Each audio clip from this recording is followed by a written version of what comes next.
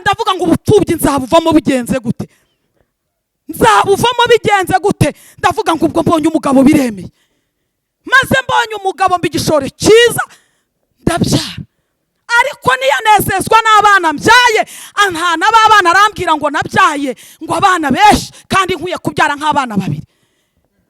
arambwira ati reka reka, hari igihe cyageze nanjye numva navuma umunsi navutseho, ariko Imana ivugana nanjye amagambo akomeye. irambwira ngo nzakugirira neza, nzayimana nyiryamaho. uyu munsi mpagaze mu kwimana. iyo bashishije kurera abana 7 njyenyine n'ubu nkibafite, nta n'umwe najugunye mu ikanevu, iracyari ifite amaboko magari. uwacu yaravuze ngo asumba y'imbogo. haleluya! ayo maboko ajya turamira, ayo maboko yaramiye Yobu ntaho yagiye. Imana yavuganye na Yobu ntaho yagiye.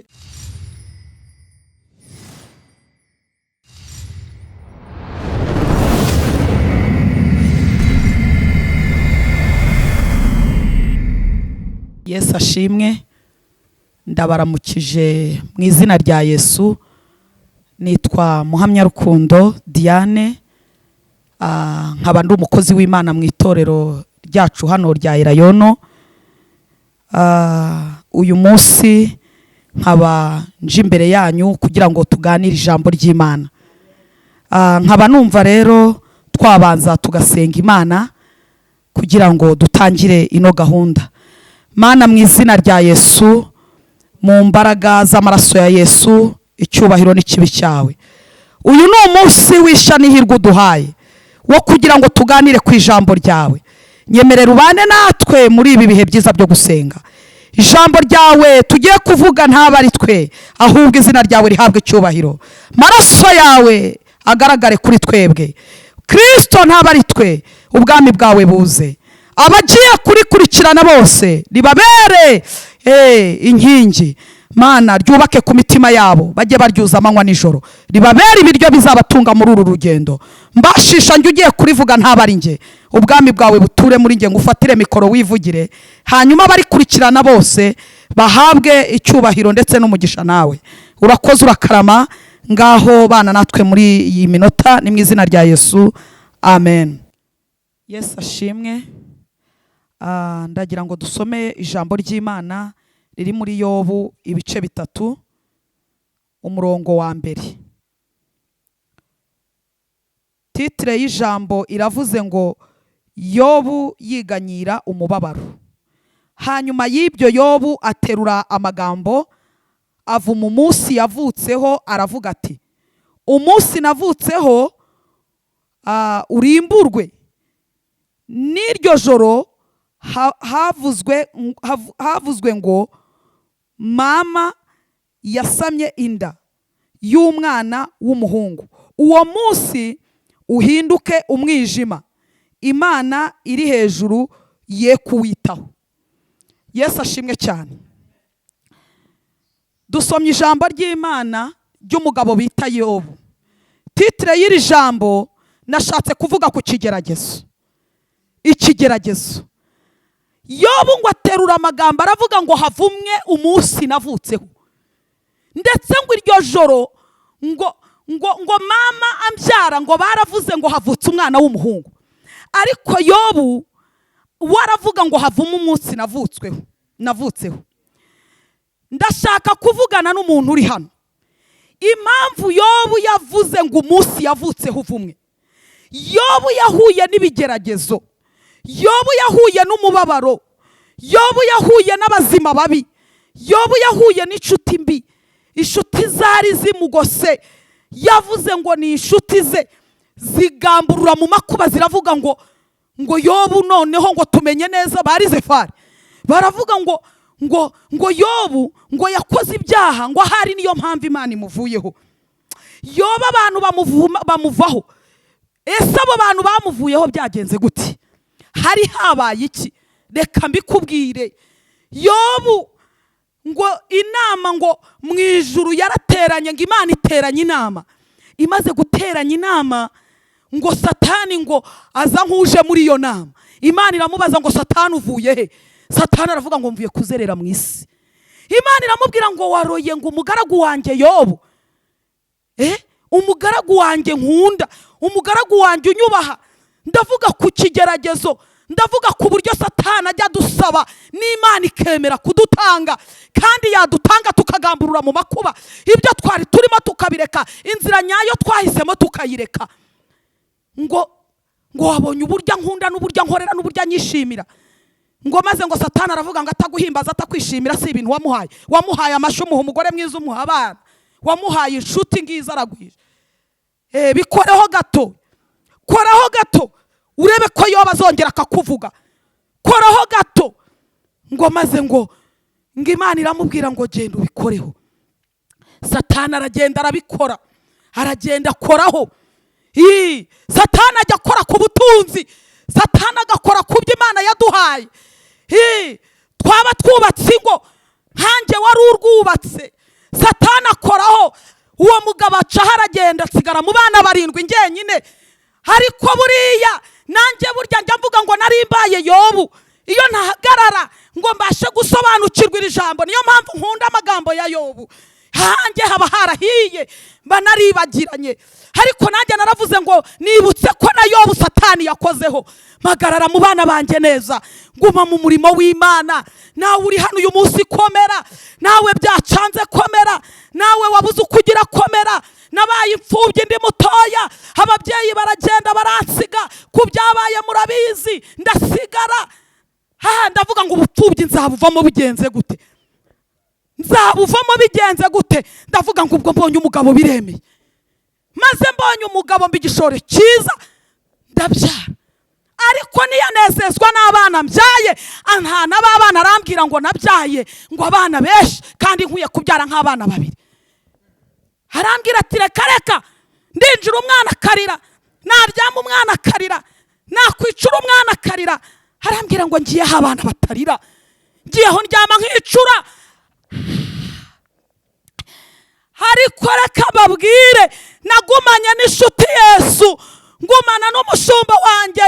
Ndagenda negera umushumba wanjye Bakristo, ndamubwira niko bincanze, bimeze bite? Arambwira ngo nta wundi wo kugukomeza utari Yesu. Arambwira ngo bakukara gusenge bimbere y'Imana. Yobu nawe ibigeragezo bimugezeho, aravuga ngo reka havumwe umunsi navutseho, za nshuti niringiye ndazibuze, ba bantu nashakaga ndababuze. Wa mugore wanjye arambwiye ngo mugabo wanjye hakana iyo Mana wipfire. Havumwe umunsi navutseho. Hari igihe cyageze nanjye numva navuma umunsi navutseho, ariko Imana ivugana nanjye amagambo akomeye. Irambwira ngo nzakugirira neza, nzayimana nyiryamaho. Uyu munsi mpagaze mu kwimana.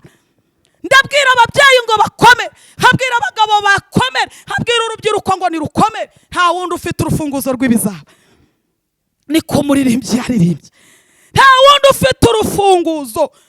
Yoba ahangaha byari bimucanze, Yoba aha byari bimuyobeye, ariko Imana nihashimwe Yesu. Hashimwe Yesu, ujya utanga ibyo abantu batatanga. Yaramushumbushije. Izi nkuru za Yobu ziraryoshye. Dutegereje Imana. Ngabazi Imana yabo bazakomera. Yobu yajya kumvira amajwi y'ishuti ze, ntabwo Imana iba yaramushumbushije. Nanjye hari abambwiye ngo reka ngiyo Mana uri gusenga ni Imana ki? Iyo Mana wakurikiye izakumarira iki? Uzasebera muri uno mujyi wa Kigali wowe n'abana 7, abafite abana 3 bari kuva mu mujyi bakagenda, wowe uzabarya izo mbeba zawe wabyaye, uzazibaza iki?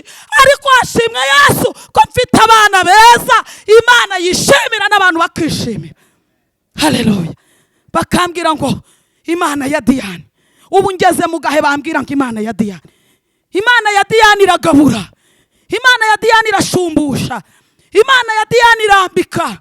Wowe ufite ibibazo komera, wowe ufite intambara komera.